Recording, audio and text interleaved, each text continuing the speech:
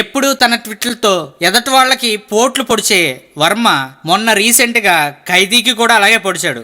ఆ ప్రభావం నాగబాబు మీద పడి ఆయన రివర్స్ అయ్యి అది ఎంతవరకు వెళ్ళిందంటే నాగబాబు ఖైదీ నెంబర్ 150 ప్రీ రిలీజ్ ఫంక్షన్లో వర్మ పైన ఘాటైన వ్యాఖ్యలు చేసేంత దూరం వెళ్ళింది. అంతటితో ఆగని వర్మ తనదైన ట్వీట్స్తో మళ్లీ స్పందిస్తూ గౌతమ్ బుత్రా శాతకర్ణిపై వరుస ట్వీట్స్ చేశారు. గౌతమ్ బుత్రా శాతకర్ణి సినిమా దర్శకుడు క్రిష్ను చూస్తుంటే తనకు అసూయగా ఉందని, ముంబైలో ఒక్క షో వేసి 4 కంపెనీల చేత సంతకం పెట్టించావని ట్వీట్ చేశాడు. అందులో ఏకే కంపెనీ ఉందని తెలిసిందని, అయితే ఎస్కే అనే మరో కంపెనీ కూడా ఉందని చెబుతున్నారని కొంచెం ధృవీకరిస్తావా అంటూ అడిగినట్లు ఒక ట్వీట్ వేశాడు.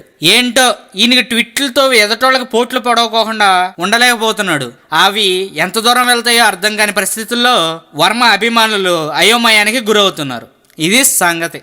ఈ వీడియో మీకు నచ్చినట్లయితే సబ్స్క్రైబ్ చేయండి. ఫిలిమి స్టార్స్ బోలెడంత న్యూస్ బోల్డ్గా.